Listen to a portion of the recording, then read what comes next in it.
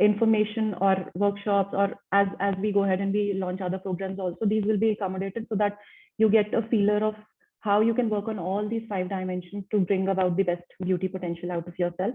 Of course, webinars and workshops is something that we have recently started. Programs is what we are working on. Gradually we'll come to know as I work, proceed in the workshop. I'll be also talking about what kind of programs are we planning. Apart from that, there's a lot of information on our website that you can look into. Podcast is coming soon. YouTube also is coming soon, though we have a YouTube channel for the new joinees in the session today. If you would be interested in listening to our previous workshops, so when I talk of 5-dimensional beauty philosophy, the first one is Nourish. The workshop around Nourish has already been done in our last webinar. If you are interested in knowing more about how foods create your beauty, you can just go to our YouTube channel and just go and listen back to the video out there. So precisely this is what Swarasya is all about and what we are trying to bring on board. So we have giveaway also for you all. Thank you for joining, and we would really want to appreciate you all for joining. There are some rules for participation. Most importantly, please keep your cameras on, because only those who keep their cameras on will be eligible for to be chosen as giveaway takers. So the giveaway will be based on the answers that you share with us about your experience in the workshop. So you can share your workshop at the end, or as we proceed in the workshop, whatever takeaways that you experience, you can just keep sharing in the chat box that that's open to you. But this is the best answers that we get, we will be choosing the giveaways. We will also be looking for any topics on beauty that you would want to listen from us in the future, is what we would also want you to share your thoughts on that, because of course we have a lot of topics to share in future workshops, but when it comes from you, considering what kind of skin beauty concerns that you're facing, that gives us some direction on what we should be talking about. And then we'll be choosing 2 lucky winners who would be getting a chance to win my book and one of our ancient skincare products called Sumukha. Okay, so again, as we move on to the workshop, let me just create a base for you all. What exactly, when we talk of these 5 dimensions, what is it all about? So Swarasya talks of beauty, our beauty philosophy is based on these 5 dimensions. We call these 5 dimensions as Nourish, Bodywork, Emotions, Self-realization, and Energy. So our previous 2 workshops have already been done, as I mentioned. You can go and listen to them on our YouTube channel. Today's workshop is about dimension number 2, which is Bodywork. Rest of the dimensions I'm not going to talk about right now, because we will be further conducting workshops on these dimensions as well, so that you get a deep-rooted idea how your emotions, how you connect with yourself, and how your energy levels ultimately culminate into any kind of skin issues, aging issues that you have been experiencing for a long time. Okay, before we move on, this is where we are. Your outer dimension, what is the state of your skin, what is the state of your hair, what is the state of your weight, all depends on, so that is something that is a manifestation of what is going on inside, right? So what shows on the outside, we are generally stuck at the level of understanding our beauty just at the outside, and we are just doing efforts to beautify ourselves from the outside. If you look at the modern beauty care or skincare trends, it is all about, if you have some acne issues or skin issues, ultimately it is about looking for a solution, which is maybe a derma solution or a best cream that can help you deal with your acne, or some anti-aging wrinkle cream that can help you deal with your wrinkles or aging issues. We are stuck at that level, but what is it that is deep rooted that has actually caused this is what we are going to talk about from the bodywork perspective. Of course, there are 5 dimensions to it, but today we are going to talk about the bodywork dimension. So ideally, from the deepmost perspective, it is the innermost aspect. What is happening at the deep level of your body is what fuels your beauty on the outside. This might sound very cryptic as of now, but as we proceed through the workshop, and if you listen to our previous workshops also, all these concepts will start to become very clear to you. Okay, coming to bodywork, which is the topic for us today. Okay. So when we look at bodywork and the areas of work for us, so we just talk of workout from the bodywork perspective. Movement or flow is what we define it as under Swarasya. Why? Because workout is a very narrow term. Movement and flow is the ebb of life. That's how nature designed us, and that's why we prefer to choose the word movement and flow. Of course, we are going deeper into it as we proceed in the workshop, but precisely there are 4 dimensions to this. The first one is movement and flow. The second one is self-care.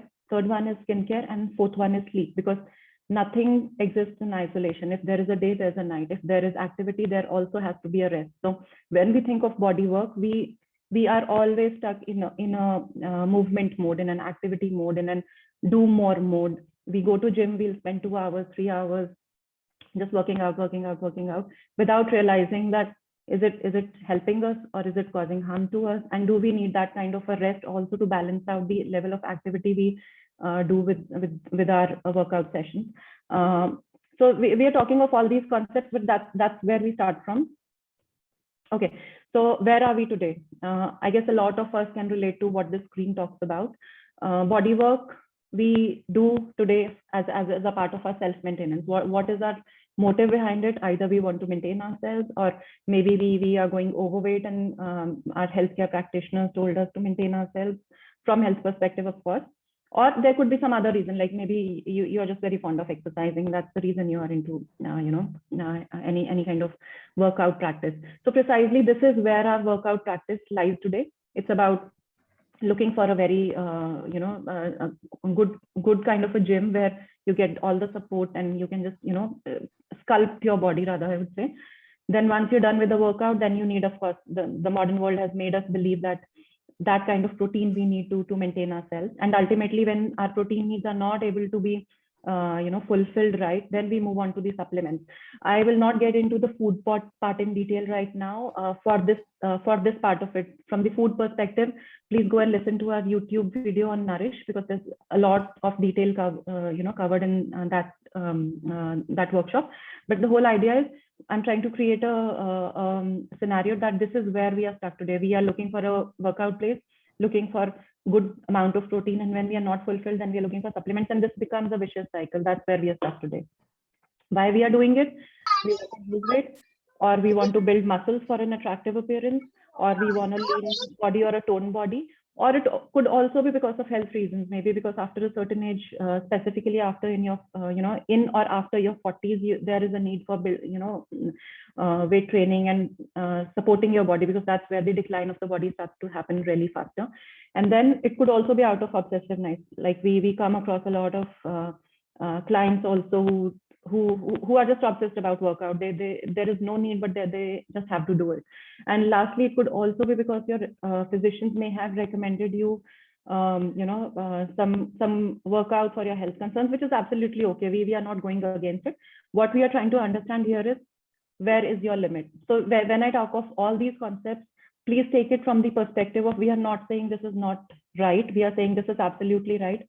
But we are saying that we should know what is our limit, and what is right for us. So when you are informed, when you know, okay, this specific kind of a workout is going to give me this kind of result, and this is what I'm wanting, you are in a very well position to make out what kind of workout or body work would you want to choose for yourself. So this workshop gives you that flexibility.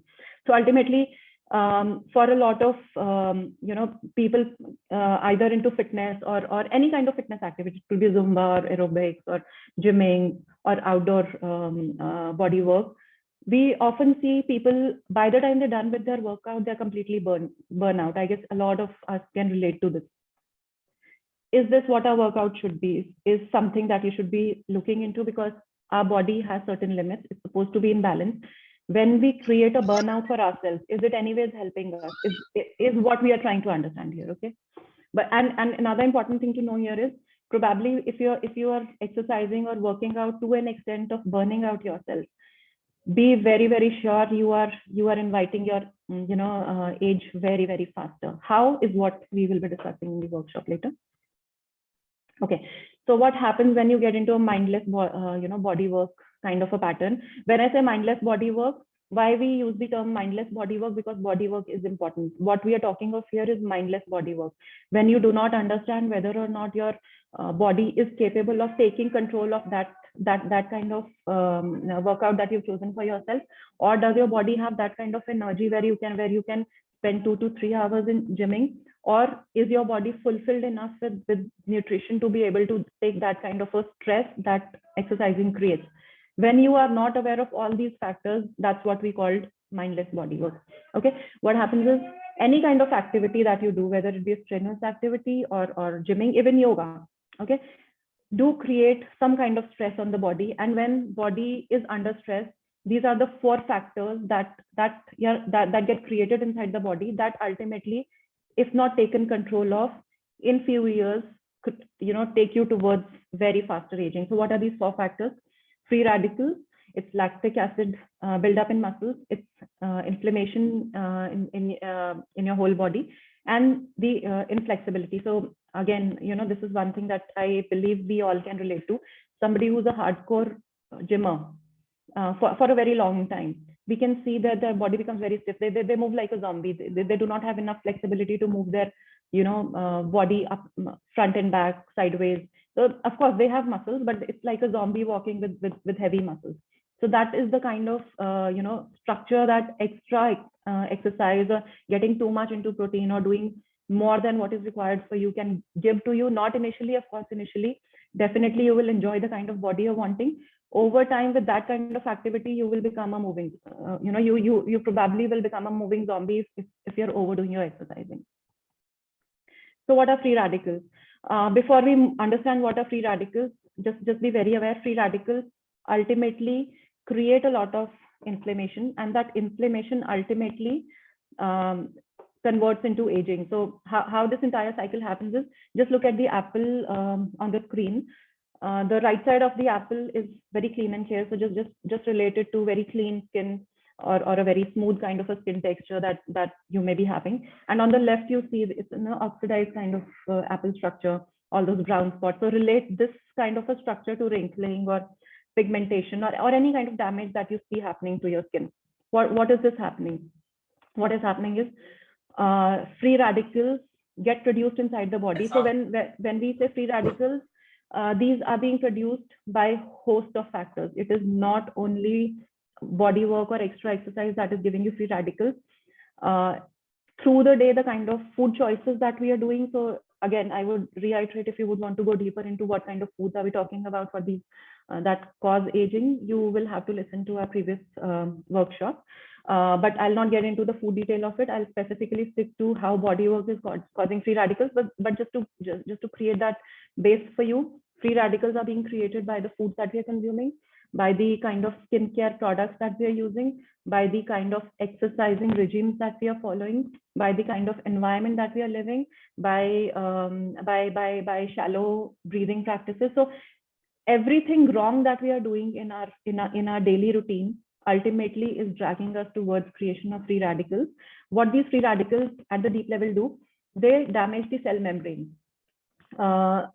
So when we say these damage the cell membrane, so we have something called DNA at the deeper levels of our cells. So if we are made up of trillions of cells, we have trillions of DNA present in each and every cell out there. So what is happening is, when free radicals are being produced, these go and damage the DNA. Now, when DNA gets damaged, this is the kickstart or the beginning of rapid aging inside the body. Now, this rapid aging is not only related to skin aging. Skin aging is just showing what is happening inside the body, which means if you have a lot of wrinkles, if you have a lot of pigmentation, if acne is happening to you, if fast aging is happening to you, if you're losing a lot of hair, it is an indication that free radical damage is at the peak inside your body. When that free radical damage is at the peak, it does not mean that only your skin is getting damaged. Your skin is showing or appearing to be, seen to be damaged. Why? Because internally, slowly, gradually, your cells are being damaged. Because your cells are getting damaged, your tissues are getting damaged. Because your tissues are getting damaged, the optimal functioning capacity of your organs is getting damaged. Your systems are not able to perform properly. When I say systems, your circulatory system, your respiratory system, your lymphatic system, these are getting compromised. And ultimately, because the internal machinery is not right, internally, the factors which make us beautiful on the outside are slowly getting to dry up, are slowly getting to get contracted. Ultimately, it's manifesting on skin as showing up as what you see on the left side of the screen on the apple. So free radicals, what they do is they cause a lot of breakdown of collagen. Now we know collagen is something that binds our skin, that keeps our skin structure intact. And collagen is deeply associated with youthful looks.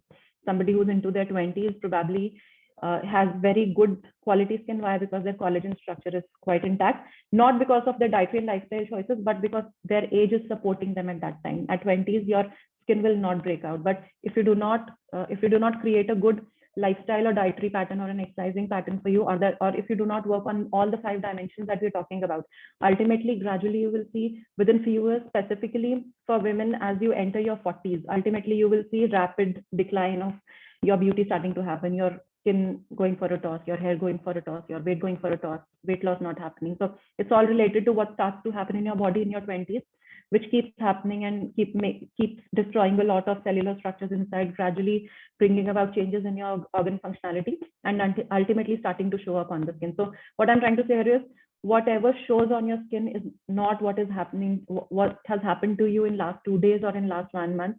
It's ultimately at the last level, when things inside have gone really wrong, it starts to show up on the outside. And so free radicals damage skin cells that are responsible for production of collagen, we've discussed. Elastin and hyaluronic acid. So hyaluronic acid is responsible for that plump, dewy look on the face. So it's become a rage right now. I mean, there are a lot of hyaluronic acid products also available. Of course, these are good, that do support your skin structure from the outside. But then you have to also understand you need support from the inside first and outside later. If you keep putting things on the outside and inside, that damage keeps happening, that hyaluronic acid gel or product is not going to support you for a very long time. Okay, the second factor that gets built up because of extra, when you do mindless kind of a body work, is lactic acid. Now, lactic acid is a waste product created in the muscles as a part of muscle workout. And we know when we talk of body activity from gymming perspective, it's what we are only working on is the muscles. But one food for thought I would want to give you all here is, if you are into any kind of exercising regime, are we only muscles? Of course, muscles do beautify us. They give us that kind of shape and structure that we are looking for. But are we only made up of muscles? No, we are not made up of only muscles. We are made up of muscles. We are made up of skin cells. We are made up of capillaries and arteries. We are made up of blood structure. All these factors go hand in hand to give you the kind of appearance that you're looking for. It is not only muscles that will ultimately culminate into the kind of beauty that you're looking for. Ultimately, so if you look at the image on the right side, what happens is, when you do workout, any kind of workout, ultimately the mechanics behind it is, you need energy for workout, any kind of workout, and when that energy is being consumed by your body, by your muscles, ultimately it's glucose that your body is converting into energy. And when that energy is getting converted, lactic acid is a byproduct of energy production, which means lactic acid you cannot avoid. It is going to happen. It is a part of energy production which you need for exercising.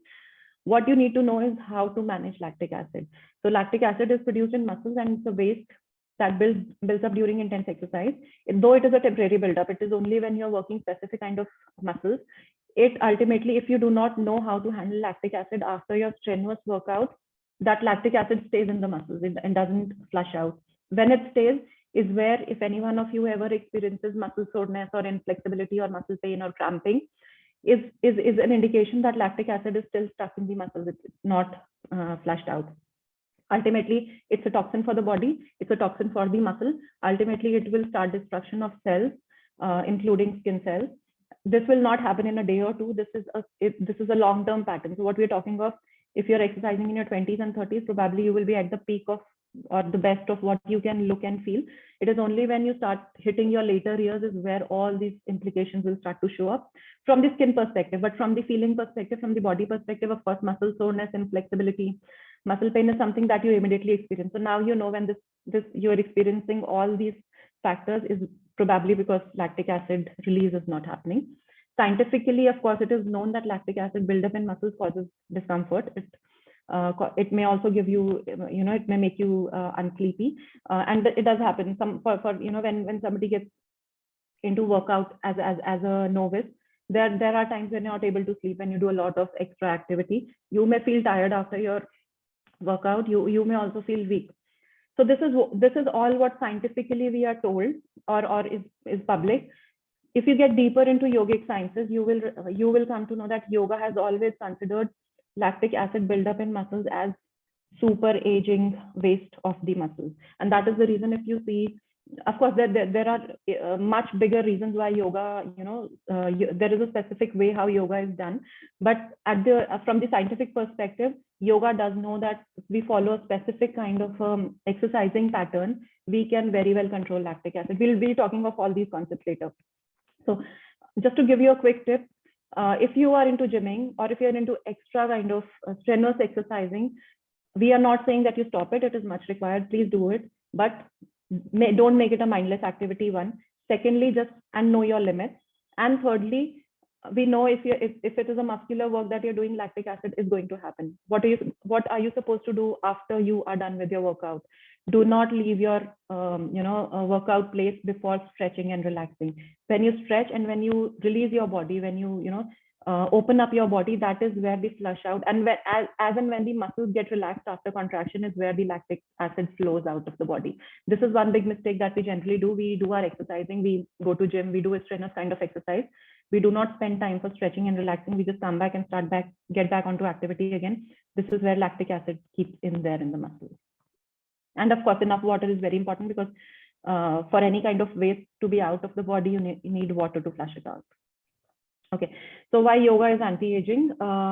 Okay, so some of the reasons, of course, we'll be talking of all these reasons in a little detail, but just to quickly talk about it. In yoga, the movements are slow and controlled. Yoga does support your muscles, but yoga is not a muscular activity per se. Like gymming is specifically a muscular activity. Yoga is not a muscular activity. Yoga is always done in synchronization with the breath.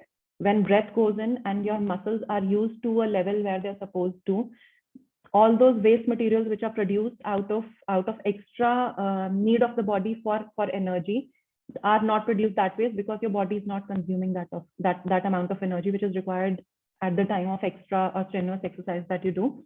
Stress is not on movement and muscle. So in yoga, we do not have focus on if you look at the new forms of yoga, which are like power yoga or vinyasa style yoga, and all these yoga forms, of course, these are movement related, and these are good. I'm not denying on that. These are definitely good. But if you go back to the traditional forms of yoga, traditional form of yoga was never about movement. It was about getting into a pose or an asana and just staying there, maybe for a minute or 2 minutes or 3 minutes, and just staying there. So when you're not using your muscles, your body's need to pull out extra energy is not there. When energy is not being pulled out, lactic acid is not being produced. So that's the simple science behind it. And of course, if you look at the pattern of yoga, when you get into yoga, you of course do first get into warm up, and then you do a series of circulatory practices. Then you get into main yoga practices or specific asanas that you want to practice, which could be either vinyasa style, or could be just hatha style, which is like just getting into a posture and being there. And once you're done with all that, even if you're tired, you give ample time for your body to relax, to breathe deep, and to spend some time on meditation. That is where the lactic acid produced, even if at all if it is produced, gets a chance to get out of the body, which means yoga keeps negating whatever gets built up as and when it gets built up, because of the way it is practiced, because of the way it came up. Okay, just to give you a quick differentiation between how yoga is anti-aging and exercise may be aging for you if you do not manage it well. Yoga helps develop muscles, evenly increasing flexibility. We know that. In exercise, the focus is on increasing muscle mass, which means when you're constantly contracting and expanding your muscles, putting extra focus on your muscles, of course, you're building muscles.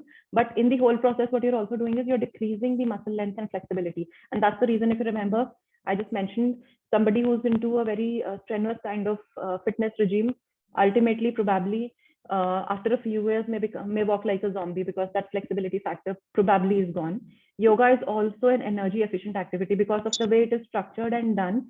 Yoga gives you more energy, and exercise can be energy depleting. We know after you're done with the workout, you're done for the day. Like, you need some time to kind of revive back your energy. But after a good yoga session practiced in a certain way, it will have, probably similar kind of results from your body perspective if you're more or less maintained. But this is a huge difference between energy efficient and energy depleting, because if you're energy deficient, which happens because of exercising, a lot of internal functionality goes for a toss.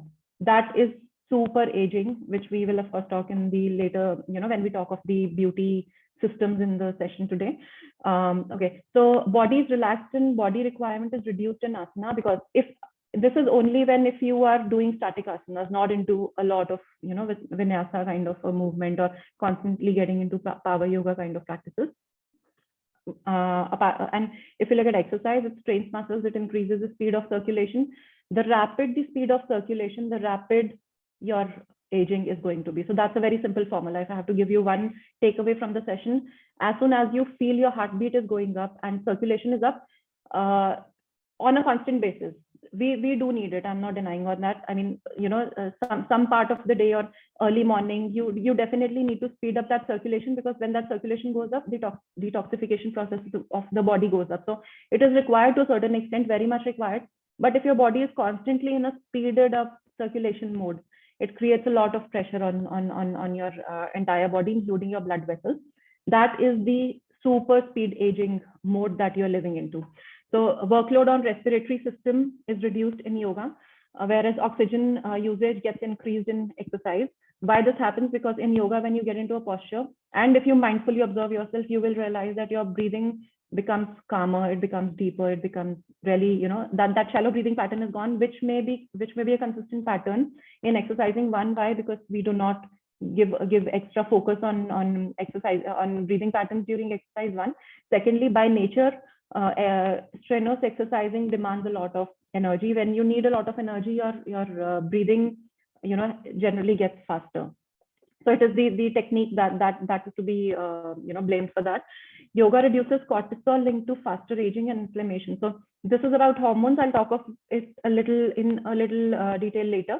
But just for now, just try to understand, yoga does have a very soothing effect on your hormonal system, and one of the hormones which is produced as a part of a stress mechanism, which is cortisol, takes you very fast towards aging, which yoga has the power to control. But when you do exercise, as a part of inherent process of how exercising goes, cortisol production increases, which means quick results definitely you will get, but this, what we're talking about from the aging perspective, is from the long-term perspective. 10 years later, 15 years later, what is going to happen? Your aging will be way faster if your exercising regime is way too strenuous, without any relaxation, without any deep breathing practices, without any control on that lactic acid buildup that is happening because of your exercising needs.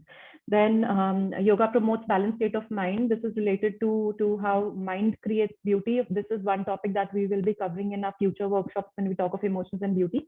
So I'll not get into detail about this, but just for your information, just understand, if your state of mind is not balanced, ultimately a lot is showing on your face. Exercise produces a lot of lactic acid, which we have just discussed is highly aging. Regular yoga practice can help you reverse some of the acquired stiffness. It keeps you flexible. Flexibility means open flow. When the body is free flowing from inside, all the liquids are free flowing, all the air or the prana is free flowing. When prana is free flowing is where you are at the peak of your beauty or health or wellness, whatever you call it. It's all two sides of the same coin. Okay, so yogic approach to fitness versus modern fitness. Strenuous exercise ultimately ends up giving you free radicals. It ends up giving you lactic acid in muscles. It ends up giving you inflammation, inflexibility, whereas the same time spent in yoga done in a specific pattern will improve your antioxidant levels, which is required to deal with the free radicals, which means this is completely opposite of what exercise is doing to you. Then you have relaxed muscles, because when you have relaxed muscles, ultimately that lactic acid buildup is controlled, because of which you are saving yourself from that aging by not producing that much of lactic acid. Your breath work heals inflammation. Inflammation is very highly aging. We'll talk of it later. And then flexible spine, agelessness. If you go into Ayurveda or yogic sciences, there is just one definition of anti-aging. It's about flexible spine. Specifically in yoga, they just say anti-aging is equal to flexible spine. Okay. So now this is a very different perspective. This is the cream of the whole session. Just try to understand this very nicely. We just know our beauty from the skin perspective. This is what we spend our entire life doing, beautifying our skin, finding that one solution that just gives that radiance out on the skin or face or body, whatever. Which are the systems which are working in the back end to give your skin the kind of skin or hair or weight that you're looking for? All these systems that we have studied till date as digestive system or respiratory system or hormonal system, nervous system, lymphatic system, circulatory system are also your beauty systems. Let's understand how. Okay, so when you talk of digestion and beauty, somebody into Ayurveda very well knows that beauty begins in the gut. 98% of your, rather 96% of your, not just beauty, but your health and wellness lies in your gut. So if your digestive system is working at its peak, it would be rare that you would be having any kind of weight issues or skin issues or hair issues. Why is it so? Very quickly, beauty and radiance and clear skin and optimal weight is dependent upon nutrients. We know that our skin is made up of certain nutrients. Now, the only processing unit inside the body that processes or extracts these nutrients out of our food and supplies it to our skin is our digestive system, which extracts the nutrients, and ultimately after extraction, it kind of mixes that extract or the essence into the blood. This blood passes through the body altogether and passes on those molecules of nutrients to each and every each and every cell inside the body, which means if we have trillions of cells, our blood has a connection, trillions of connection to each and every cell, passing on that minute dot of blood to each and every cell, which is food for that cell. That is where what your cell needs is getting in from not just nutrition but also oxygen. And that's why respiratory system is also your beauty organ, beauty system. When in the cell, that nutrition, that very good quality nutrition reaches your cell along with the molecule of oxygen. What gets created inside your cell is the magic, is what culminates into that beautiful skin or that lustrous good hair or that controlled weight that you're looking for. So Ayurveda mentions that nourish cells with pure blood for youthfulness, vitality, and radiance. How does that happen? That pure blood will happen when you look into your foods. Again, for the food part, of course, you can refer to a previous workshop, but the very first, and that is the reason digestive system is the very first organ or the beauty system of the body. Why? Because the first level of beauty requirements are coming from our food, which digestive system is working on. And what is digestive system dependent upon to work nicely? It is dependent upon the choices of food. It is dependent upon what time do you eat, what is your eating pattern, what are your eating timings, what are your eating habits, what do you choose to eat, what are your food combinations, is your hydrochloric acid or your Agni, which Ayurveda calls it as Agni, is at its peak to be able to burn and extract those nutrients out of the body. So this is again a very deep-rooted topic. We will be doing a separate workshop on that, but this gives you a very broad idea that if you can work on your digestive system is where you will start to see changes happening to your acne, to your wrinkles, to your pigmentation, to whatever you can, whatever skin or hair concerns that you are experiencing right now. Now, the second system of beauty is your respiratory system. This is one system which is I come from a yoga background, so I would say, of course, people do say that food is the first requirement for the body. From a yogic perspective, a yogi knows that before food you need breath, oxygen, or air, and at a subtle level we call it prana to fuel yourself. So this is a very broad concept, but if you look at it just from the beauty perspective, oxygen in the body is something that's way beyond. It's a solution for most chronic skin condition. And a very quick realization for you all on this: any one of you, if ever goes out for a jogging or is into some yogic practice, good yogic practice where you spend time sweating out yourself, and where your breathing practice really goes high, and then when you relax, that is the time you have the best skin through the whole day, because your body has just been oxygenated. So oxygenation or oxygen is the free of cost power beauty aid that you can we can call it like that. So breath is a super powerful free of cost tool and an opportunity every second for you to create beautiful skin from inside, because oxygen is also it alkalizes us. It kind of burns out acid inside the body. When we have a lot of acid inside the body, it shows up everywhere. It shows on the skin, it shows in the health conditions, it shows in our digestive distress, it shows as arthritis, it shows as heart disease. So the base of every kind of lifestyle health concern starts with toxicity starting to build up inside the body, and too much of acid inside the body is huge toxicity. So breathing is our only source of absorbing prana. So this is the subtle side of breathing. Yogic sciences and Ayurveda talks of this concept of oxygen more from the pranic perspective, because there's a very deep understanding of this concept. But I guess for us, it's important to know that ultimately it is about breathing well and taking oxygen in. For those of you interested in getting to know more about prana, we will be doing another workshop on that, but that would be more from the yogic perspective. So, okay, coming back to oxygen. In the absence of proper oxygenation, each cell remains deprived of oxygen, much required to produce energy. So, if you are eating very well, best foods on earth, but if your breath is not proper, if you are a shallow breather, if you do not have oxygen inside the body, that good food or the best food on earth becomes poison inside the body, because your body cannot process or break out that best food until it has oxygen inside, because cells work with two molecules, one molecule of nutrient and one molecule of oxygen. This leads to early deterioration of the body. So if your body is not oxygenated well, it leads to deterioration of body cells and ultimately creates a lot of inflammation inside the body. And deep breathing works at metabolic level, keeps your cellular health vibrant. And this is what I just talked about. Like when you go out for a good, run outside, and when you come back, you are at the peak of your radiant self from the inside. Why? Because you have just filled yourself with oxygen. Okay, so before we move further, there's this 4-7-8 breathing practice. If anyone would want to practice this, maybe I can just give you a clue, and as I say, you can just experience this in practice. So 4 is the you breathe in for a count of 4, like 1. So you just take a deep breath in, count till a count of 4. 1, 2, 3, 4, and stop for the count of 7. So just hold that breath in for a count of 7. 1, 2, 3, 4, 5, 6, 7. Now release very slowly to a count of 8. It is almost the double time you're taking to release than the time you took for inhaling. 1, 2, 3, 4, 5, 6, 7, 8. So any one of you, if you did that practice, just try to follow that practice for about 5 minutes. You will immediately feel very, very recharged. What did this practice do to you? This practice, one, increased, at the very first level, prepared you for deep oxygenation. How? Count of 4, you took in less breath. So when you get into this deeper breathing practice, it's also about cleaning your your respiratory tract of the held out air. So we hold a lot of carbon dioxide inside the body, which is supposed to get out.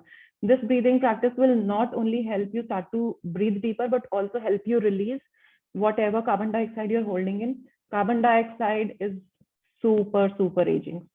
Like if you know somebody in your circle who has a very sedentary kind of a lifestyle, who doesn't move much, and specifically your older generations, who immediately start to show up a lot of signs of those deep wrinkles and sagging kind of a skin. Probably if you look at their lifestyle, you will come to know that they are very shallow breathers. Probably they're holding a lot of carbon dioxide in their body.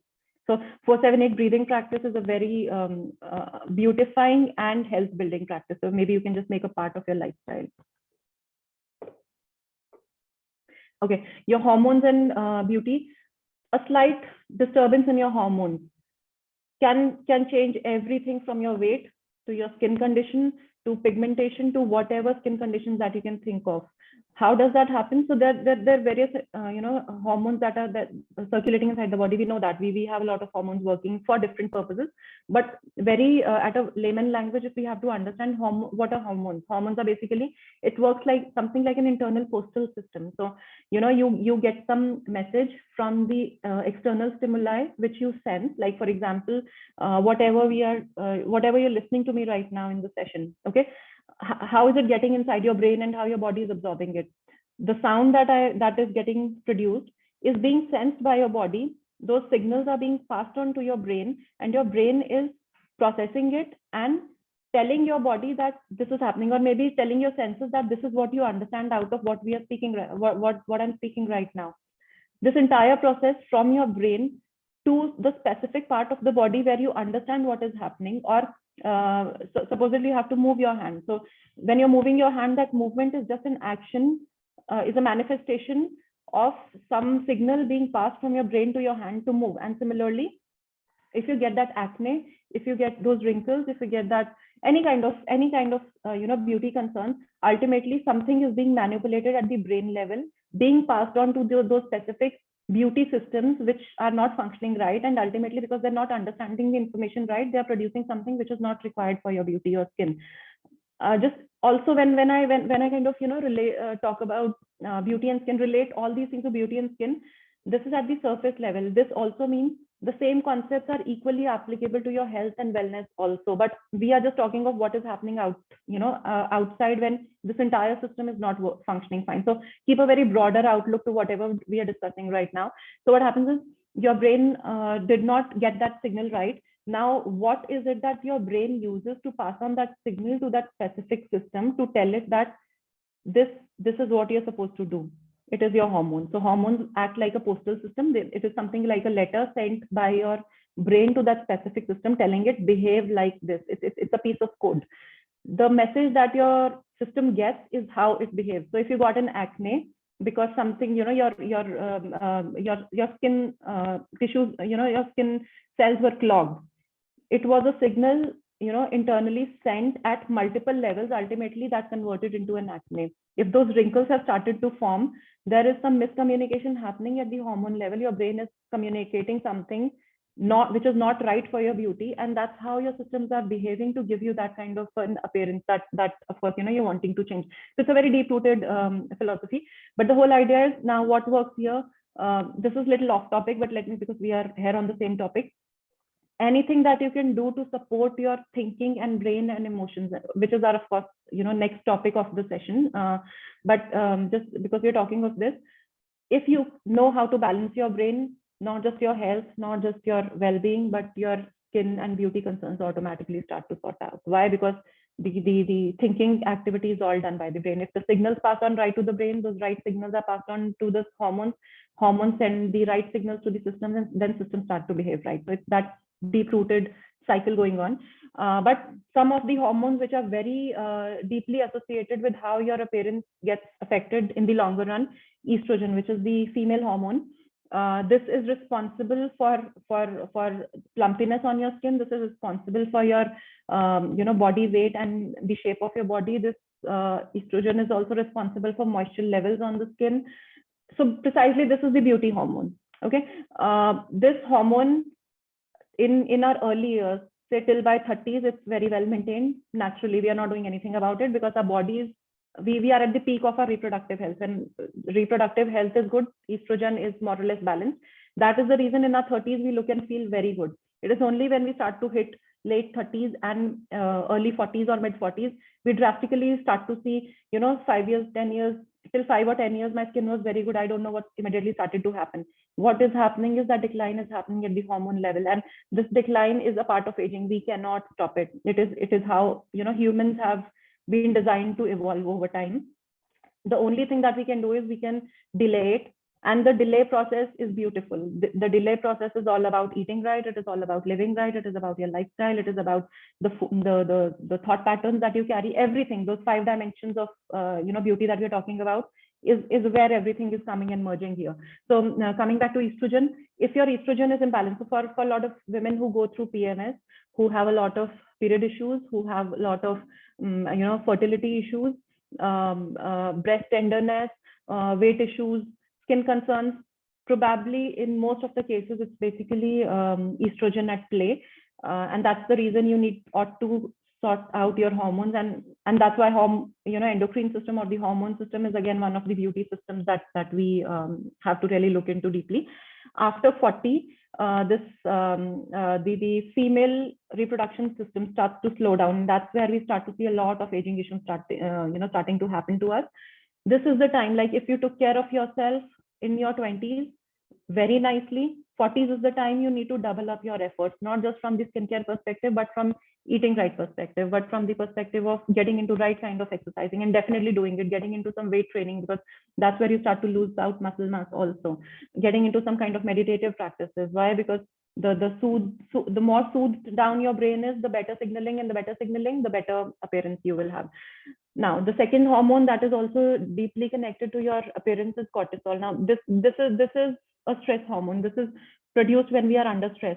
And when I say under stress, it is any kind of stress. For example, you have to cook something, say for example, okay, and you are not very fond of cooking, but you have to do it. Like if we consider today's time, the stress that gets builds up with just a thought of cooking something, if at all it happens to you, is also stress for the body. So anything that constricts you, that contracts you, is a stress for you. It could be anything. It could be a thought. It could be an activity. It could be your personal nature. It could be any trigger from the outside. Anything. And that is where, our fourth dimension, which we talk of as self-realization, comes into the picture. The session will happen later, of course, but the whole idea is the more you're connected with yourself, the more you're mindful about yourself, the more you are in a better condition to help yourself, not just from health perspective, but you have a lot of control on your appearance once you become aware of your emotions, and you become self-aware. Coming back to cortisol, what it does is it produces, if it is produced in excess, cortisol is going to happen again. It's a very normal part of our of human existence. It definitely will happen. The only thing we need to know is we need to know that we have to work towards its excess production. If we can do that, we are well sorted, because excess production of cortisol, what it does is it hampers the functioning of digestive system. It hampers the functioning of the flow of blood inside the body, and circulatory system and digestive systems are the systems which are directly connected to our skin cells. So if skin cells are not getting nutrition through the right circulation of blood, ultimately your skin, you do whatever best anti-acne treatment, best salon treatment, it's not going to work. Why? Because what it needs from the inside is not being provided with that kind of an input. So when you control cortisol, automatically you keep your digestive system working well, you keep your circulation well. That circulation well and digestion well ultimately will provide skin cells the nutrients it wants, and that's where that radiance and plump or whatever, the radiance that you're looking for the inside automatically will happen to you. And excessively oily skin and facial hair overgrowth has its roots in testosterone imbalance. This is precisely a male hormone, but males do have female hormones, females do have male hormones. So, but the quantity varies. So in females, of course, females hormones are on a higher side, and in males hormones are on a higher side. Testosterone, even females, and that's the reason somebody who has a lot of facial hair, who has a very manly kind of a voice, who showcases certain manly traits, is because their testosterone levels are maybe higher, it is imbalanced. So this is where, again, if you have those kind of appearance tendencies, in that case, again, hormonal system becomes your peak beauty system that you need to work on. Okay, how is nervous system connected to beauty? We've already discussed it, but I'll just make a connect here. We just discussed how brain passes on the signals, right? Now, what is it that passes those signals to the brain? So this is a step before, like whatever I'm speaking, you are grasping, and you are understanding, and then your actions, what you're supposed to do later. So whatever is being told to you right now, your senses are, your ears are hearing it. Now, that information which your ears are hearing and what your brain is sensing out of it is being passed on through your nerves. The nerves are the connections, and these nerves do have electric impulses, like if you see in the picture on the right. And that's the reason we, at Swarasya, we have devised this approach, what we call as pranic beauty. Why? Because those the small lights that you see in the image on the right, it's basically at very minute, deep level, where ultimately, if you kind of break down body at a very subtle level, we are nothing but electricity. We are being operated at electric level, and that's the reason we feel the current also. I mean, this is something that's a very deep-rooted topic, not to get deeper into it, but what I'm trying to say here is your beauty, your health, your wellness starts at a very, very deep level. What we are doing on the surface or on the outside is supporting it. Of course, it is supporting it. Our skincare is supporting it. Our body work is supporting it. Our exercising is supporting it. Only if we are doing it right. If we are supporting what is happening at all the beauty system level, only then. If we are overusing our beauty systems by doing something on the outside, then it's just a peace of mind that we are helping ourselves, because these systems which are supposed to beautify us on the outside are under a lot of pressure, and we don't want that. So how nervous system gives you that, spoils your appearance. We are living in an active mode. Like we know, even before we get up, our mind is running 100 places. We are never in a relaxed state, to the extent that people who sleep, either sleep late, or a lot of people have a lot of aggressive kind of dreams. We come across people and they never feel rested. So do you think sleep is enough as a resting mechanism? It's not. Why? Because sleep and rest are two different things. Probably, yes, you sleep, but in that sleep, are you resting? No. Why? Because your brain may be working fully. How do you know that? Maybe you're dreaming a lot, maybe you're thinking a lot, maybe your brain is all, activity is on a high, even if you're sleeping, and it is not a restful state, which means if you think that I wake up early, I do my activities, and then by the evening, I sleep in time. And if you're not sleeping well, if you are into that mode of too much of thinking and too much of dreamy state and all that, you are still active. So broadly, if you calculate how much time are you active, maybe there is a possibility out of 24 hours, you're 20 hours active. Why? Because your brain is still working. So when we are in that kind of active mode, your nervous system is active, because whatever inputs either from the outside or from the inside are being communicated throughout the body. It is the part of that nervous system to communicate it through to the brain, or from the brain to the other parts of the body. So when this system is up, what is happening is this mode is also responsible for pulling of blood supplies from skin. Why is it so? This concept goes back to when you are overthinking, you are stressed, right? You are stressed, that's why you're overthinking. When that stress happens, what happens? Cortisol gets produced, which is a stress hormone. When cortisol is up, we have just discussed, your digestion shuts down, your circulation shuts down, your circulatory system shuts down. When it shuts down, the blood which is supposed to reach the skin cells to beautify or give that radiance to the skin, that blood is pulled out from the skin periphery and passed on to the areas where you need blood to be able to produce more energy to bring yourself at balance. So just understand one thing, your body always try to maintain balance for you. It will always try to make you survive. So because that you are not supporting yourself in that survival process, body is finding out its own ways. How do I survive myself? As a part of that mechanism, it is using all that blood which is supposed to go to the skin for creating the kind of beauty you're wanting. It is pulling that blood and passing on to other areas. It is passing on to the cells to produce more energy, extra energy, to handle the situation of crisis. It is something like that. So when that happens, we know, like when you're very sad or when you are in a state of shock, what happens? People generally say that the color from the face is gone. Like if you hear old people, they used to say, there's no color on the face. So this is just a statement out there, but this is reflective of what is happening inside the body. Ancients, by intuitiveness, knew what is happening at a deeper level. So body supply to the skin is much required to enhance radiance and enliven complexion. That's the reason circulatory system also becomes your beauty system, which is next we are discussing. And alternatively, so what happens is when you are able to establish your relaxation mode, when you do something for your relaxation, it could be 10 minutes of deep breathing, the 4, 7, 8 breathing practice that we just discussed, or you can take small little breaks just to come back to yourself, center yourself, and restart doing your work, or do anything that immediately relaxes you. It could be listening to music, it could be just being into silence, it could be journaling, it could be whatever you like doing. Ultimately, you regain your relaxation mode. As you regain your relaxation mode, the muscles loosen out, the tight parts or the tightened nerves loosen out. When everything loosens out, the blood supply automatically, again resumes back to the periphery, and that's where you again regain what your skin needs. So deep relaxation is at a very deep level is much required for the kind of appearance that you're looking for. And that's one of the reasons why sleep works, because during sleep you are completely in a relaxed mode. There's nothing for most of the people, of course, who's overthinking will not have that kind of feeling that we're talking about. But a lot of people who are able to sleep well, morning is the time when the skin is just glowing. Why? Because everything inside was so loose that whatever fluid exchanges had to happen, whatever air exchanges had to happen, were happening very smoothly inside.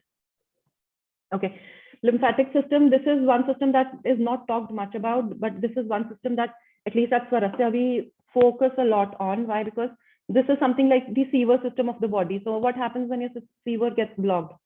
You ultimately, it may not show up. Sewer may just keep clogging a lot of toxicity. Of course, it may happen that the drainage may not happen 100%, but there will be a time when the drainage is not 100%, and everything starts to just show up at the sink level, and the water doesn't flow out. This is exactly what lymphatic system may go through inside the body. with the kind of lifestyle choices that we make, food choices that we make, the kind of toxicity that we are putting inside our skin through our skincare products, through a lot of stuff that we are doing, or the pollutants, ultimately, if there is no mechanism that we are following to clean our system from the inside, of course, there are different ways of doing it, but from the lymphatic perspective, it is something like doing something which enhances the movement of each and every part of the body. It's something like shaking your hands or jumping high, or some activity like a trampoline activity or skipping activity. What it happens is it completely shakes you from top till bottom. Any shaking activity inside the system will kind of shake those nodes that you see on the right side in the screen, those green nodes in that structure. Those nodes hold a lot of toxicity. So when you shake them with the activity, and the irony of this is, these nodes do not get shaken until we shake ourselves. There is no mechanism or system inside the body that body says, okay, the fever system is all full now, I need to shake it out to remove all that toxicity. And this is the system where your immunity starts to go down. Like we are in these pandemic times, and nobody is talking of lymphatic system. We are talking of improving immunity. We are talking of improving digestion health. We are talking of 100 other things. We are not talking of lymphatics. But most of the toxicity is accumulated in lymphatics, and if we are not moving our body, it keeps on accumulating. So even if your circulation is good, but at the fever level, the toxicity is not being taken out well, your system is still under pressure, a lot of it. Your immune system is still very weak. If immunity is weak, ultimately everything else will start to break down inside the body. So what are the first signs of clogged lymphatic system? Somebody who wakes up with a very puffy or bloated kind of a face and body, please be sure that you need to work on your lymphatic system. And clogged lymphatic system leads to toxin accumulation. These are the toxins, the same toxins which give you acne, which give you premature aging, graying of hair, loss of elasticity, and flaky skin texture. What are the best ways that you can help your lymphatic system with? If you have a trampoline, jumping on trampolines at 5 to 7 minutes a day is a very good idea. If you can do skipping 5 to 7 minutes a day, that also shakes your lymphatic system.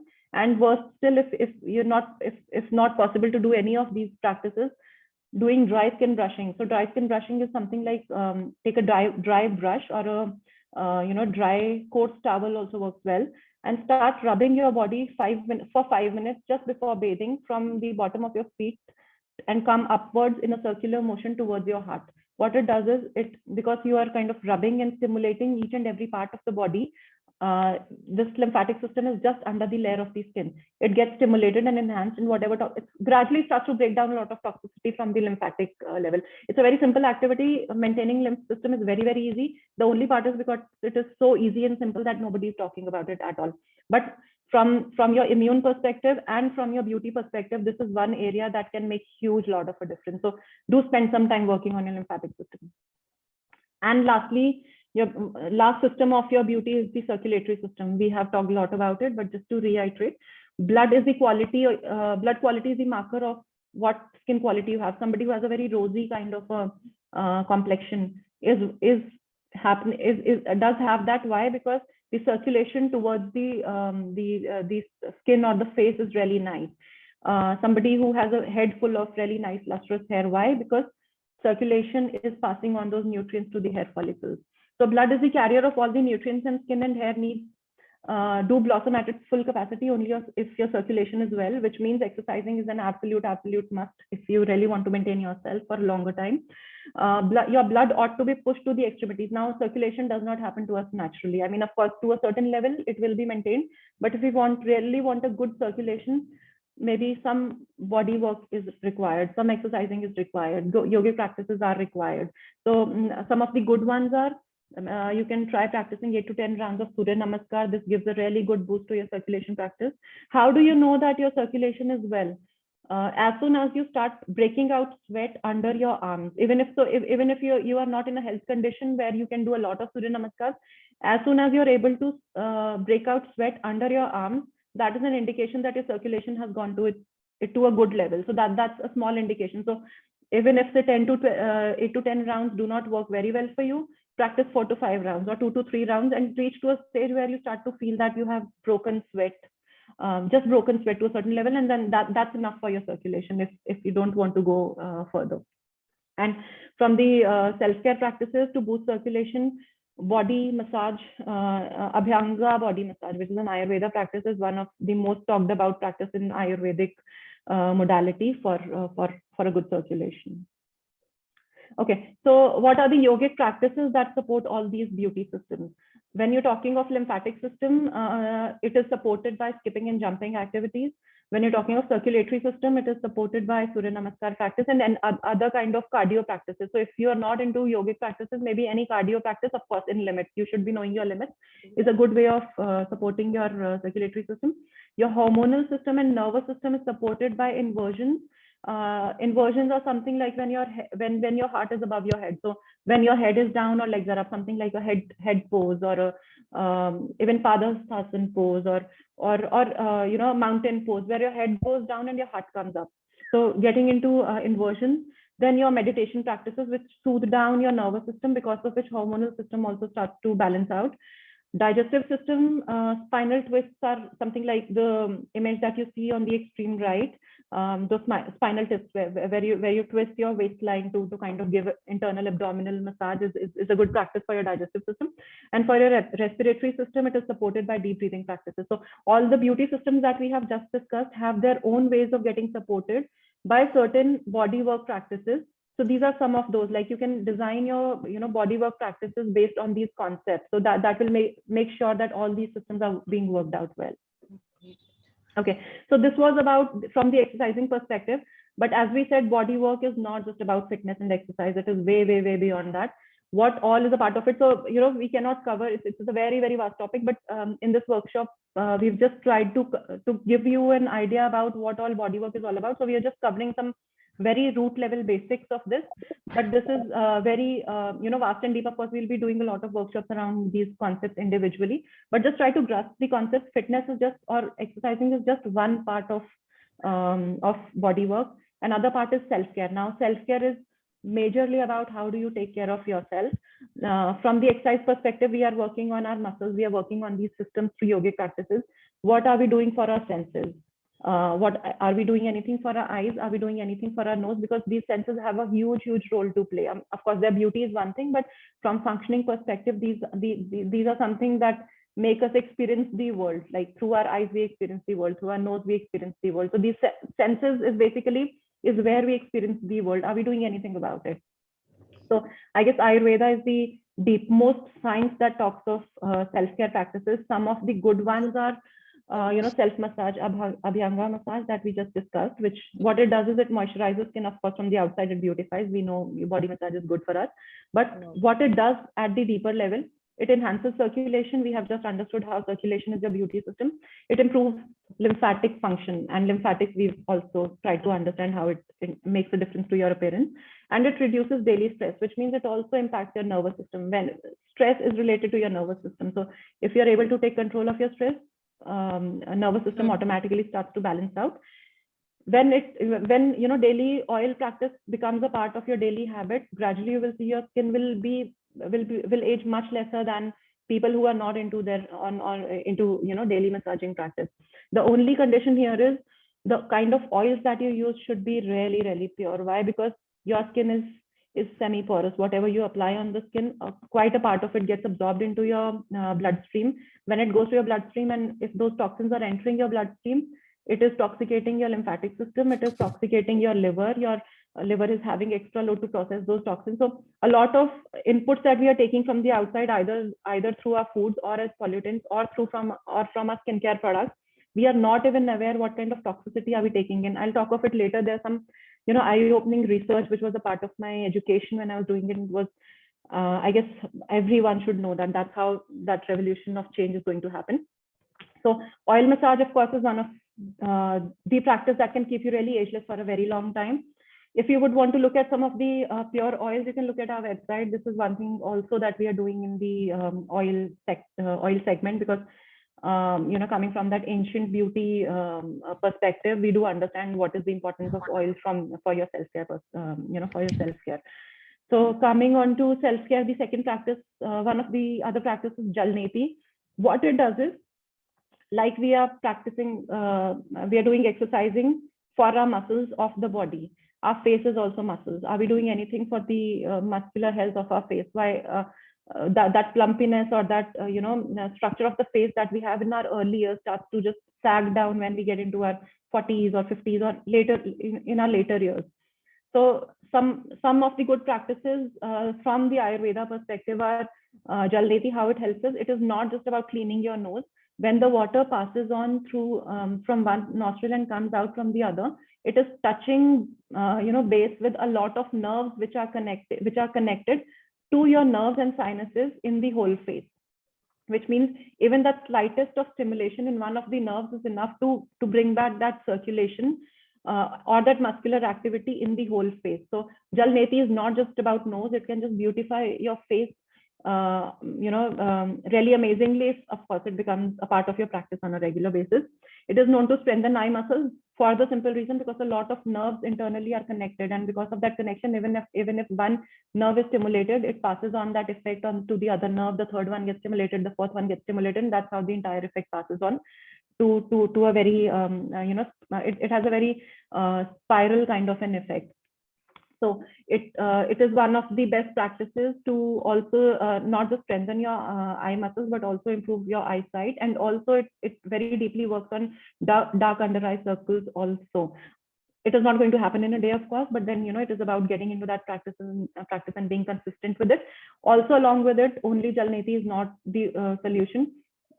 You have to clean out your entire lifestyle. You have to clean out your diet. You have to clean out your way of life. When everything all together comes into practice, you will see amazing transformations happening to you. And then Jalneti also cleanses the upper respiratory tract, which is clogged, which when clogged is also cause of many of skin and weight issues. So because of the cleanse, so how it cleanses the upper respiratory tract, because whatever toxins get accumulated in the respiratory tract, and this is very important in our pandemic times also. How is it helping us? Virus enters our body, any kind of virus or dust particles enter our body through our nose, right? So if we have a practice where we are constantly cleaning our nose, that virus will be out rather than entering in. So it's a very precautionary step rather than it's a preventive step rather than a treatment kind of a thing. Okay, the third part of the practice of the self-care is tongue cleaning and oil pulling. Why is this very, very important? Because anyone having that white buildup on the tongue. So I guess this is again one of the activity for all of you attending the session right now. Just early morning tomorrow, just go into the mirror and look at your tongue. If you see that white coating on the tongue, what is it? It is basically your digestive system when could not digest the foods, and they just get they are like half digested and sitting in your digestive tract, just getting fermented out there.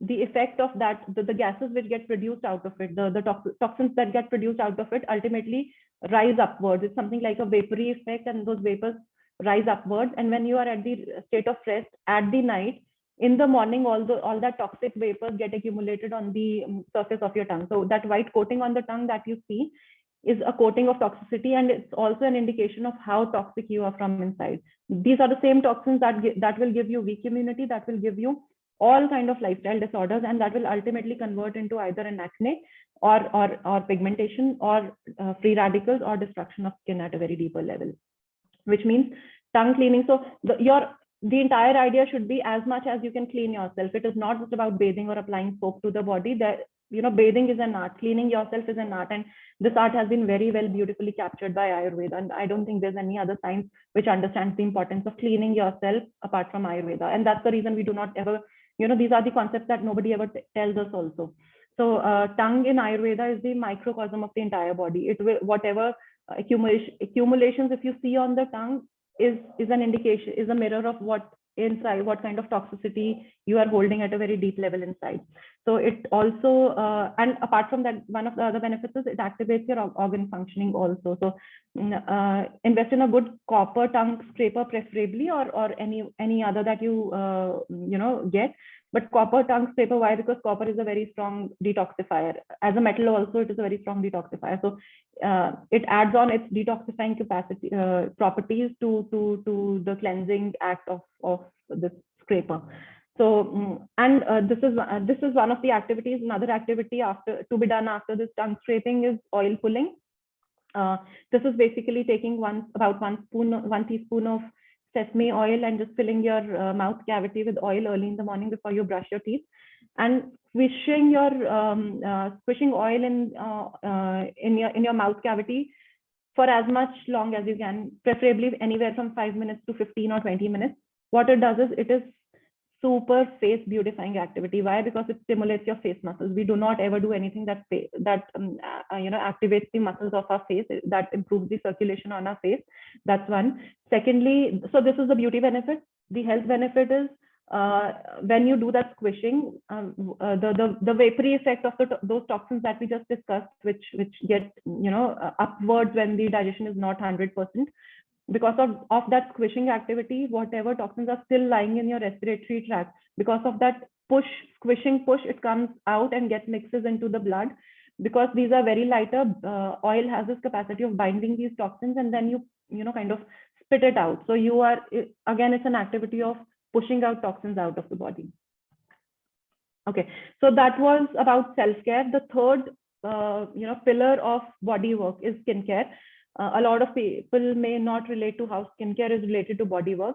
Anything on the outside that you do for yourself, as for us, we consider it as body work, because it is in totality whatever you can do for yourself on the outside, whether it be body work or self-care practices for your senses or otherwise, or skincare.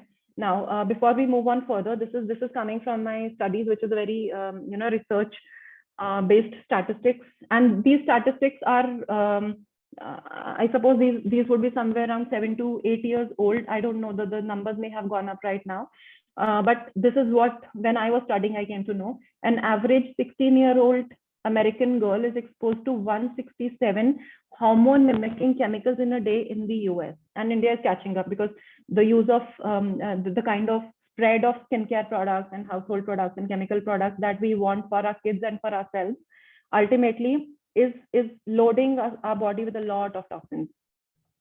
167 toxins, and these toxins are hormone mimicking. I'll talk them later, but as of now, just keep these facts in mind. Puberty rate in India has come down from 14 to 16 years to 8 to 10 years. A lot of young girls are getting their periods in their in the age range of 8 to 10 years. What is the impact? Like, we take it very easily, but what is the impact?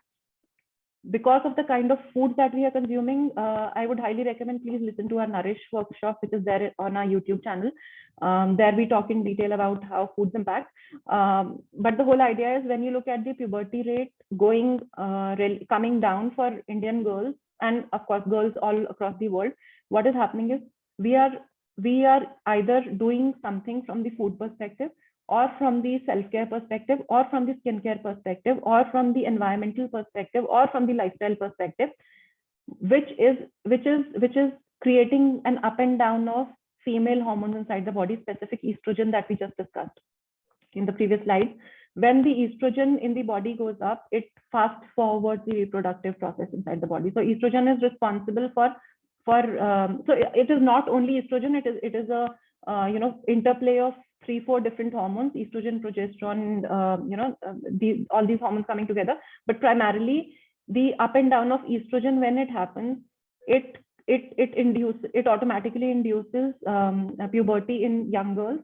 The impact is, by nature, we were designed to get into puberty by a specific age. Why? Because the body has to be fully developed and mind has to be fully developed to take care of the implications of puberty, the kind of changes puberty comes with. And a child getting puberty in 14 years will be much more mature than somebody in their 8 or 10 years to be able to understand what is happening to you. Because we know periods or puberty does come with a lot of emotional issues. It does come with a lot of physical issues. And for an 8-year-old, it is very difficult to understand why my moods are not right. Why am I feeling stomach pain? Why that cramping is happening? So it's happening at a very deeper level. It is a very, very serious issue. I mean, something that, again, nobody is talking about, but puberty rate coming down, it does have its emotional implications as well. Those mood swings, young girls getting into depression, because estrogen is also related with a lot of emotional and low moods and depressive tendencies. So ultimately, the crux is, your skincare may be causing bigger skin issues. Like, you may be thinking you're applying an anti-acne cream. Ultimately, that anti-acne cream in the long run may be giving you a lot of toxic ingredients that may start to show up in other kind of skin concerns later in in later years. And it may also be the reason behind your weight issues. How? Let me explain that. So what are the skincare trends right now? We are just confused what to buy and what not to buy. My simple advice is going to be, go as simple as you can. That is the key, because the more you are confused, right? Why? Because nothing is, as long as the integrity of the brand is maintained, nothing comes without chemicals. Nothing at all comes without chemicals. And since we come from we have our own skincare brand, we know what kind of challenges we've faced to come up with a very clean kind of a skincare. It has not been very, very easy, because everywhere everybody talks of chemicals, and we really wanted to be really away from it. So that's a separate story. But what I'm trying to say is, any kind of product that is getting in your body or on your body may be hormone mimicking. What does that mean?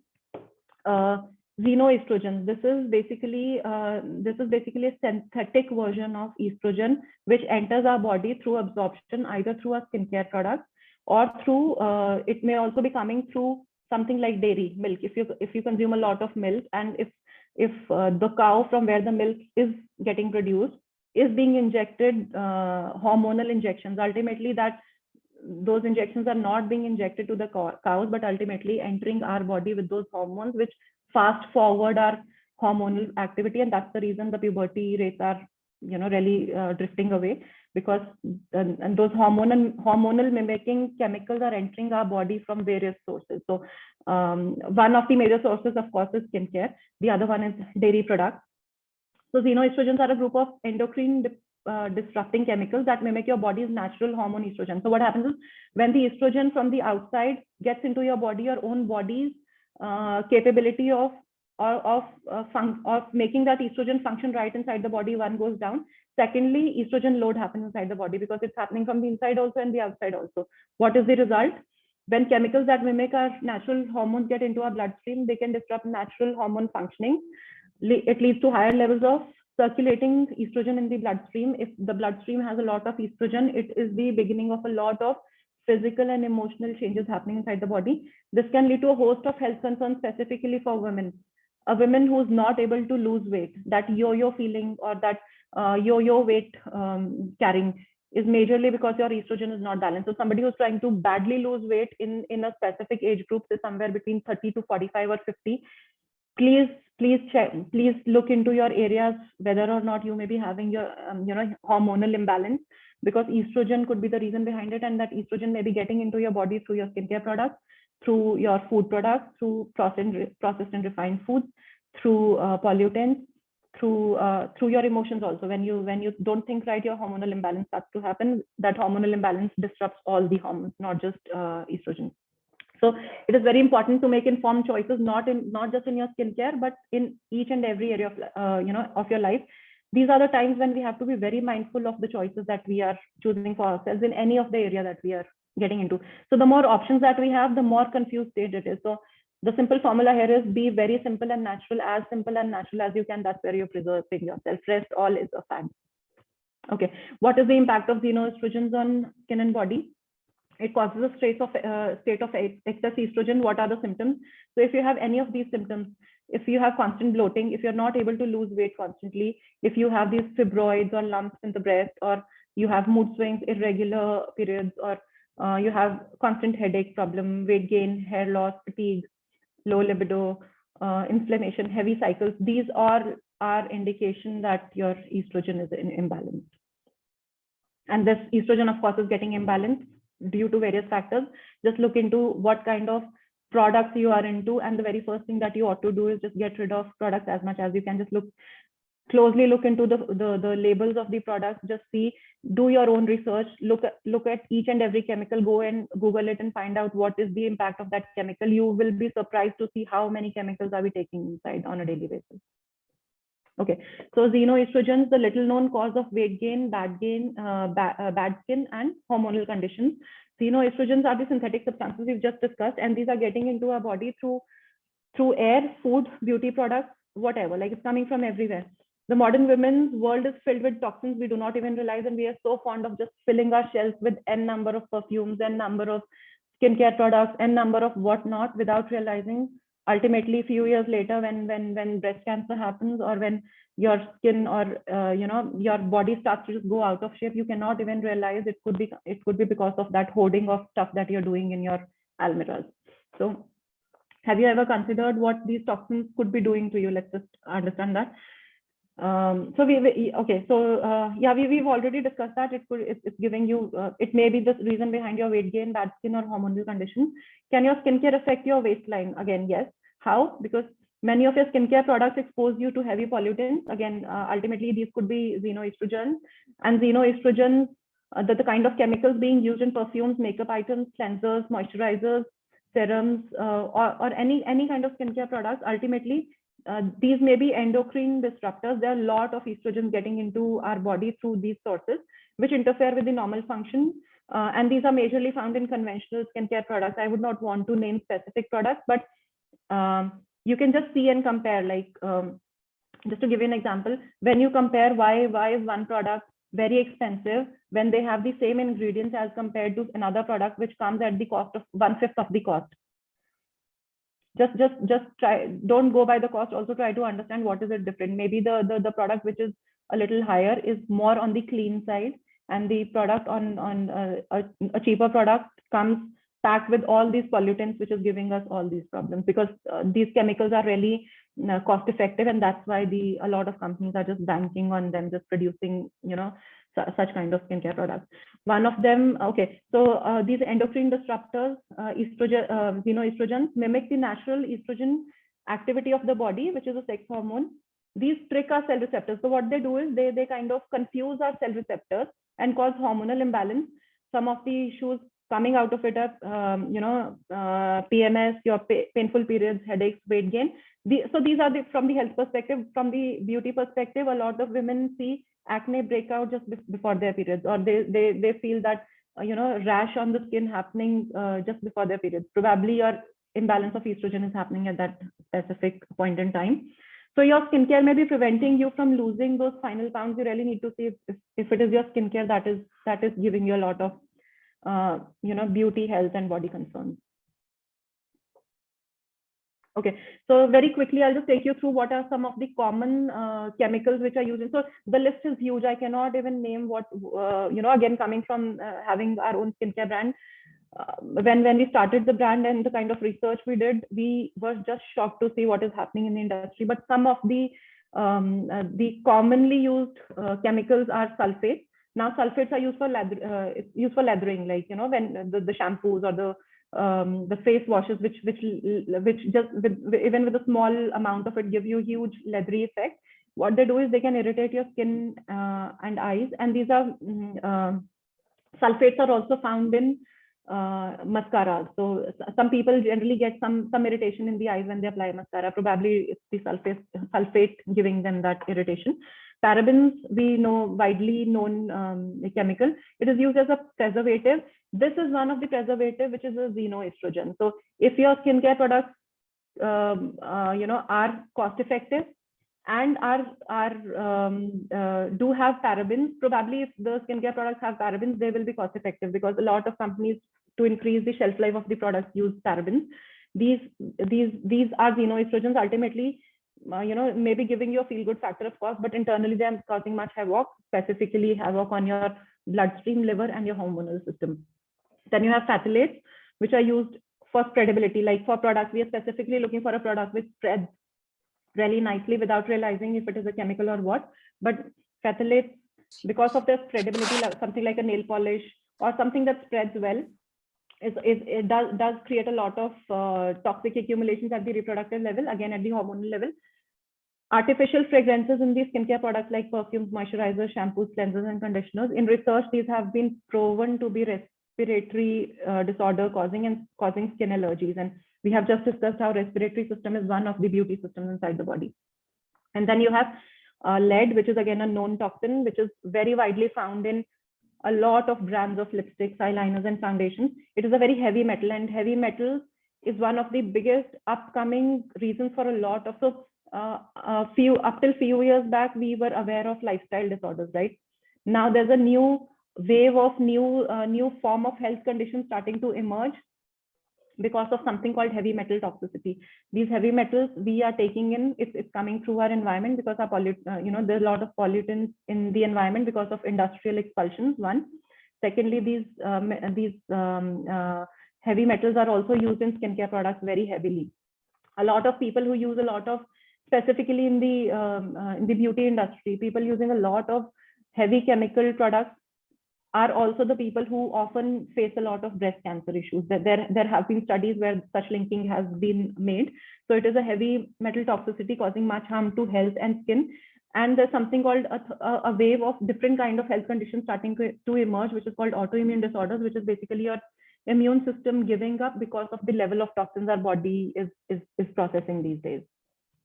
So ultimately, when we talk of skincare, some of the common skin concerns that we often come through, it's acne, aging concerns, pigmentation, wrinkles. These are some of the ones, but there are a lot many more. Ultimately, what is that one thing that is giving birth to any of these conditions? It's basically inflammation inside the body. Okay, so inflammation is basically too much of heat inside the body. Now, this is one product, Shatadhata Grita, that I guess in India we are the only ones doing this, and this was a very challenging product for us to make, but we really wanted to get into the ancient skincare.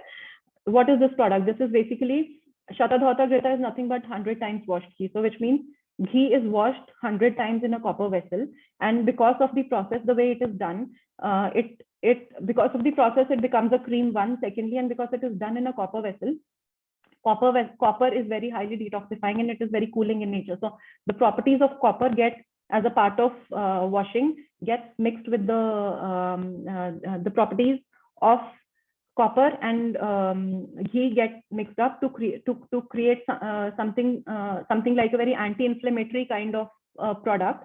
Now, this anti-inflammatory, what it does is any kind of inflammatory condition, either on your skin, on your face, or on the body, it's basically too much of heat inside the body. So from the ancient perspective, how we look at it is heat and cold. So when you have a heated body condition or a heated skin condition, what will cool it down?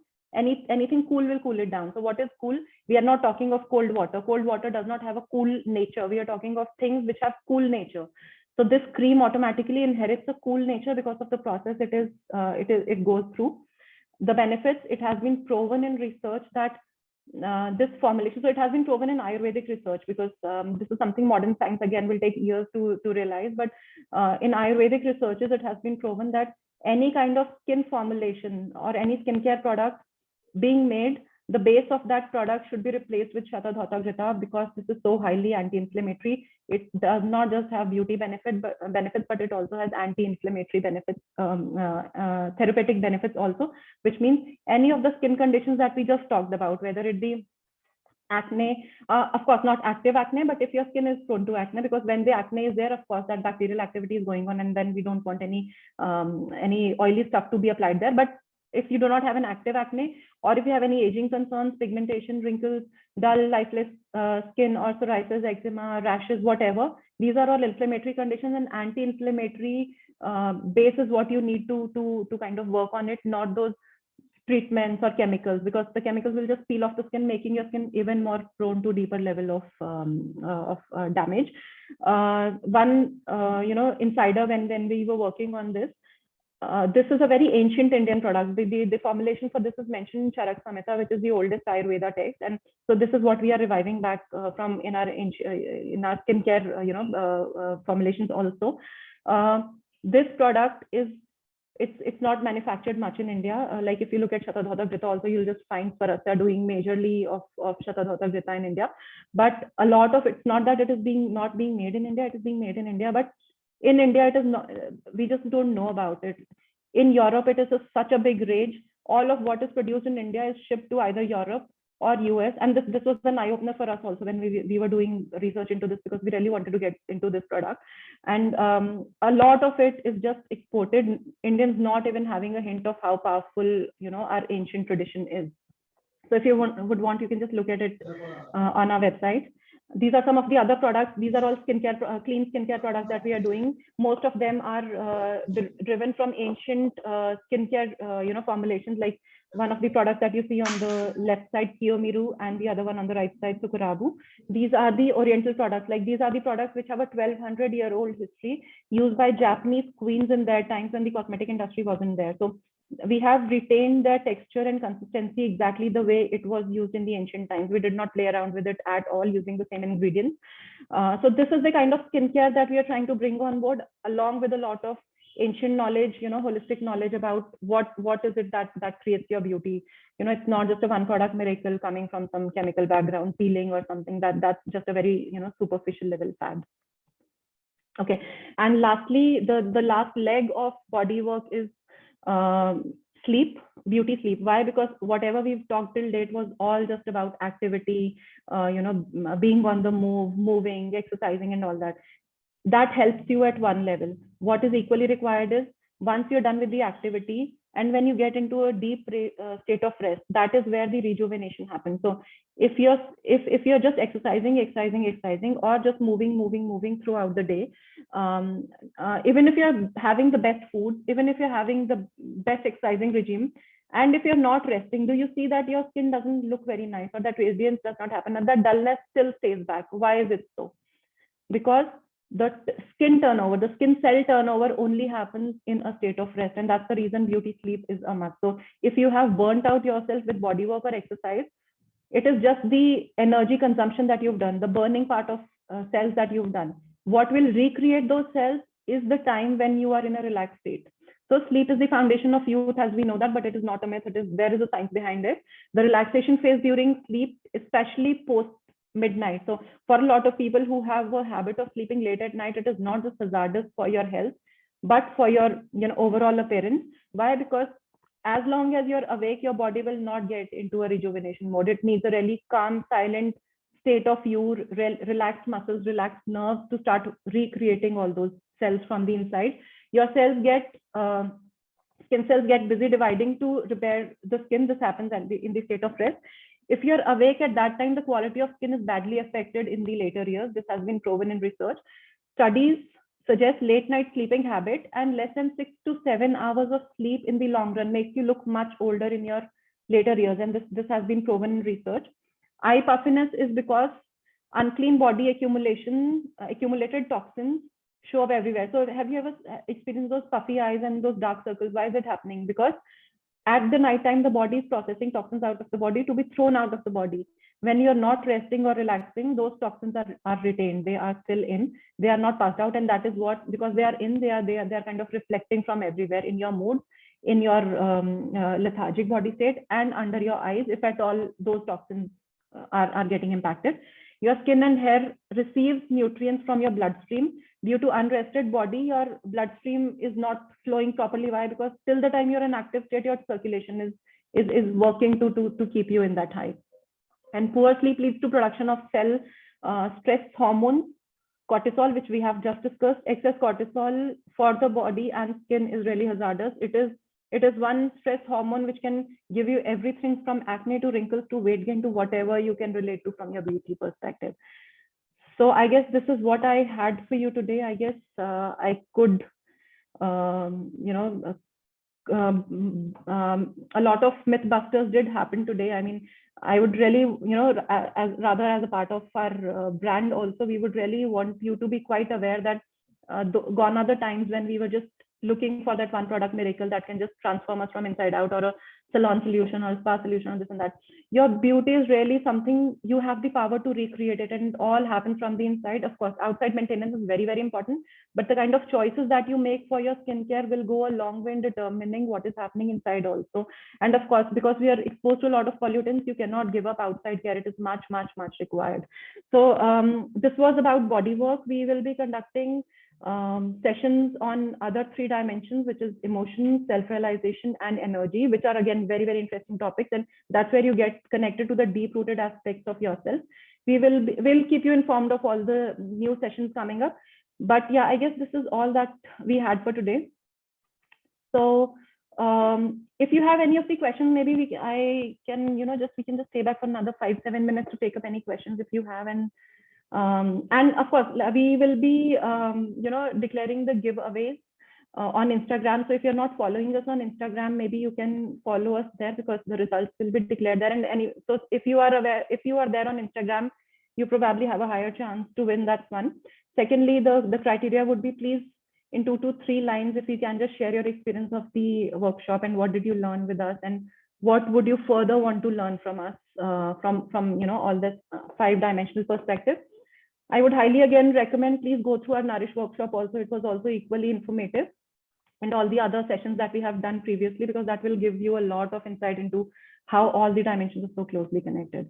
So, okay, one of the questions is how to work on estrogen levels after 40. Okay, so this is a very, again, it's a very holistic, deep-rooted topic. We will soon be conducting a workshop on that, but very quickly to give you an idea on that, after 40 is the time when you need to be really aware and look into your kitchen. The very first thing, what kind of foods are you consuming? Because we know estrogen gets high into our body when we are very high on dairy. So dairy is the first food that I would recommend you all to look into, and if you can just eliminate or go low on, because of those estrogen, those hormonal injections being injected to the cows, it's ultimately entering our body and doing a lot of play around in our body. So that's one. Secondly, look into your skincare products that we have already discussed. Please get rid of any of the skincare products. Do your own research, look into the chemicals that you find on the skincare products, and Google it, and just be aware yourself. I guess that's the biggest key. Thirdly, definitely do get into exercising, because after 40, specifically weight training is an absolute must. If you're not moving, even if you're having the best foods, even if you're having the best skincare products, clean skincare products, everything, but if the movement is not there, the muscles start to get sluggish, the body functioning, that those systems, the beauty organs that we are discussing, the function systems, they start to get sluggish. If they are sluggish, even if you're having the best foods, the processing is not happening, right? So that cycle starts to happen back again. So just look into and plus also look into your emotions. If you have this tendency of getting into lows deeply, get into some breath work, get into some meditative practices. Just try to bring yourself on balance. So these will go a long way in balancing your estrogen levels in 40s. How does sugar affect our skin? Okay, so sugar, sugar is very highly inflammatory. It is very, very highly inflammatory.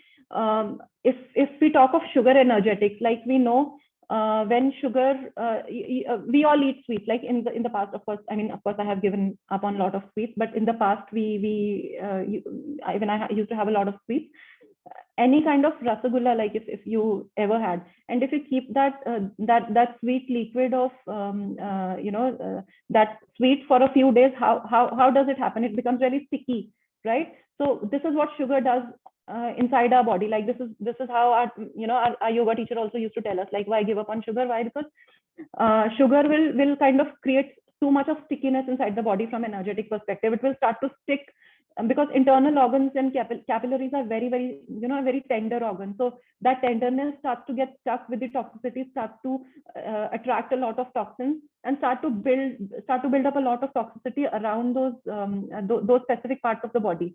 That's from the energetic perspective, but from the physical perspective, it is very, or biological perspective, it is very highly inflammatory. When inflammation happens inside the body, it's an indication of too much of heating conditions. Acne is a heating condition. Eczema, psoriasis is a heating condition. Your rashes is a heating condition. Pigmentation is happening because your body has a lot of heat. So precisely 80 to 90% of skin conditions that you're experiencing are probably because of high inflammation inside the body. So, okay. So I hope you have shared your experiences with us. We will just give you another 2 minutes to share if you have anything else. And if you have any questions, we would highly recommend you can just go and look into our website. We have a section on our website where we entertain your questions, and from there we'll pick up the questions and answer all of these questions from all the perspectives, from food perspective, from lifestyle perspective, from bodywork perspective. We'll be answering all, relating everything to beauty, how it impacts beauty. You can look this section under I guess it's the third menu on our website. Expand it. You will see a section called Good Question. Just enter your question there. We will receive your question and we'll answer it back and put it back on the website. So we will be having a repository of all the answers of the questions that you may be having. Yeah. So, okay, great. So I guess we can wind up the session now. You can visit us on Instagram because the results will be declared there, and try to follow us because we are soon coming up with a lot of conversations around the same topic from the experts as well. So we are also tying up with a lot of experts from different sectors discussing how different aspects are related to beauty. So it would be really an eye-opening kind of a platform for you all. And do listen to our previous workshops also on our YouTube channel. You will be able to relate much to what we have discussed today as well. Okay, and one last thing before we wind up, in case you're not able to submit the questions on our website, please feel free to drop your questions to us in our email, or you can also drop us questions on our Instagram messenger also. So anywhere we get the question, we will be converting these questions either into blogs or videos or whatever. So you will be having better understanding to your questions. Yeah, great. So yeah, thank you so much. I guess we're done with the session.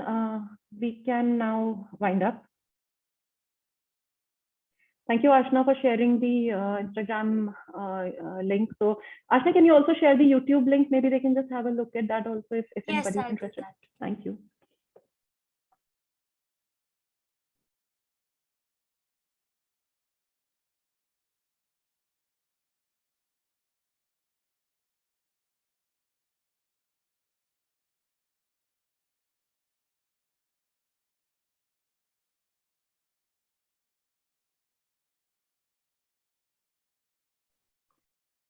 So one last thing, if you would be interested in re-listening to the session, we will be sharing the recording of the session in your mails also. So your mails could also be, you could just check your junk folders also in case you don't get a mail from us by tomorrow.